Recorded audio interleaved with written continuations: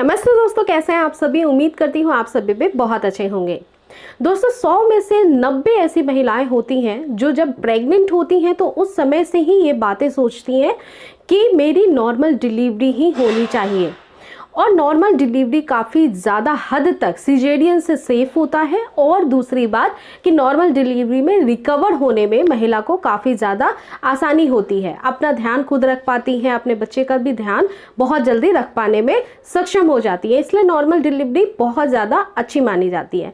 लेकिन normal delivery के लिए क्या करना चाहिए कि नॉर्मल डिलीवरी आपकी हो जाए और वो भी एकदम 100% आपकी नॉर्मल डिलीवरी ही हो। आज के वीडियो में कुछ ऐसी मैं टिप्स आपके लिए बताने वाली हूँ जो बहुत हेल्प करेगी आपको। अगर आप 5वें महीने के गर्भावस्था में हैं तो भी इन टिप्स को फॉलो कर सकती हैं, और यदि इन टिप्स को फॉलो करने में देरी हो गई है तो आपकी जो ड्यू डेट दी गई है उससे 20 से 25 दिन पहले भी इन टिप्स को आप फॉलो करके अपनी नॉर्मल डिलीवरी आसान बना सकती हैं।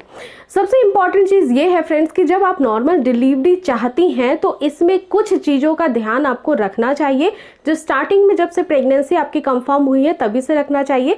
चलिए आइए जानते हैं उन सभी बातों को। लेकिन उससे पहले आप सभी से रिक्वेस्ट है, यदि आप चैनल पे नए हैं तो प्लीज़ सब्सक्राइब जरूर कर ले चैनल को, ताकि ऐसे हेल्पफुल वीडियो आपको डेली देखने को मिले।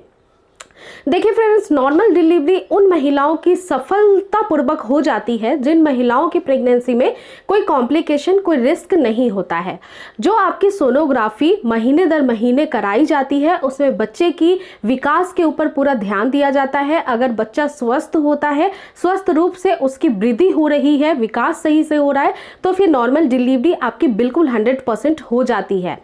लेकिन इसके अलावा भी नॉर्मल डिलीवरी के जो पेन होते हैं या फिर जो परेशानी होती है उससे बचने के लिए कई सारी महिलाएं जो है वो सोचती रहती हैं कि हमें क्या करना चाहिए जिससे आसानी से नॉर्मल डिलीवरी हो जाए। तो देखिए, सबसे पहला काम आपको ये करना है कि अगर आपका 5वां महीना लग गया है तो आपको गुनगुने पानी का सेवन करना चाहिए। गुनगुना पानी पीना बहुत ही अच्छा होता है मसल्स रिलैक्समेंट के लिए। साथ ही साथ गुनगुने पानी को पीने से कॉन्स्टिपेशन की परेशानी, पेट खराब रहने की, गड़बड़ी की कोई शिकायत नहीं होती है, जो कि नॉर्मल डिलीवरी में बहुत जरूरी होती है। दूसरी बात का ध्यान रखिए कि जो खाना आप खाती हैं वो थोड़ा गर्म तासीर का खाएं।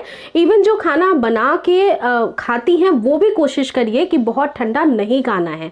आपको जब बनाती हैं उसी के कुछ देर बाद आप खाना खा लीजिए तो ज़्यादा बेटर होगा। रूम टेम्परेचर पे होना चाहिए, या खाना भी थोड़ा गुनगुना ही खाएं। इससे आपके मसल्स रिलैक्स होंगे और साथ ही साथ फ्रेंड्स आपकी नॉर्मल डिलीवरी में आसानी मिल जाएगी। दूसरी बात का ध्यान रखें कि नॉर्मल डिलीवरी के लिए आपके शरीर में पोषक तत्वों की कमी नहीं होनी चाहिए। कुछ ऐसी गर्म तासीर की चीज़ें जिसमें पोषण भी बहुत अच्छा होता है और नॉर्मल डिलीवरी के लिए ज़रूरी भी होती है, जैसे केसर युक्त दूध का सेवन करना। 3 से 4 केसर के धागे आपको 1 गिलास दूध में बॉयल करके पीना चाहिए प्रतिदिन। साथ ही साथ आप खजूर के दूध का भी सेवन कर सकती हैं, क्योंकि खजूर का दूध भी गर्म होता है। तो आप खजूर के 1 से 2 जो है क्वांटिटी में ले लें दाने, और इसको भी बॉयल करके आप पी सकती हैं और खजूर को खा पी सकती हैं।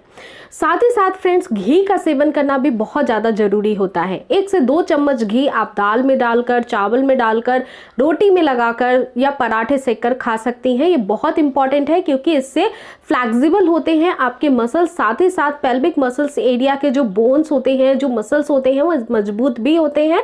बच्चे का विकास भी बहुत अच्छा होता है।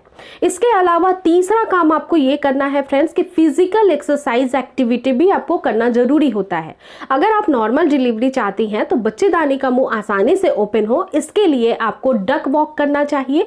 साथ ही साथ स्क्वाट्स एक्सरसाइज करना चाहिए, और बटरफ्लाई आसन यानी एक्सरसाइज बहुत बेस्ट माना जाता है। लेकिन एक्सरसाइज शुरू करने से पहले आप अपने डॉक्टर से जरूर कंसल्ट कर लीजिए। आजकल डॉक्टर भी पूरी चार्ट प्रोवाइड करते हैं कि कौन सी एक्सरसाइज कितने देर तक करनी है।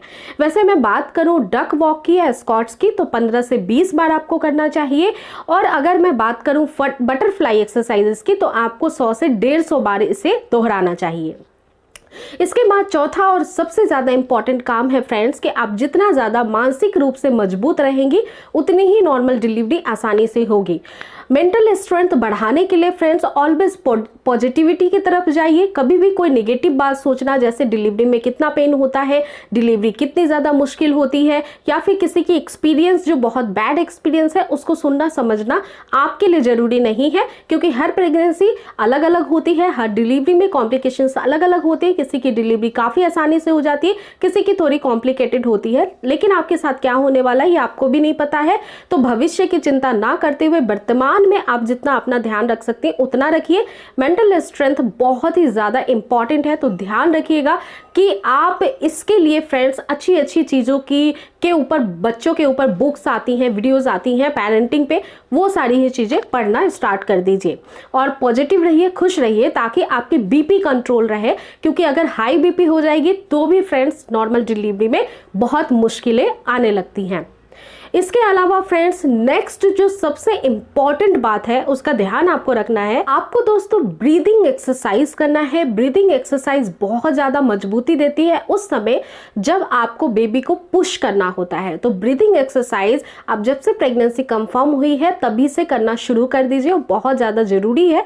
और सबसे लास्ट में ये आपको बोलना चाहूँगी फ्रेंड्स कि आप अपनी शारीरिक मजबूती पे ध्यान दीजिए। जो भी खाना खाएं वो हेल्दी खाना खाएं, जिसमें विटामिन होने चाहिए, बहुत सारे मिनरल्स होने चाहिए, जिसमें फाइबर होनी चाहिए, कैल्शियम और प्रोटीन की कमी नहीं होनी चाहिए, जिसके लिए दूध पीना, बॉइल्ड अंडे खाना, साथ ही साथ हरे साग सब्जी का सेवन करना, अनाज का सेवन करना बहुत ज़रूरी है।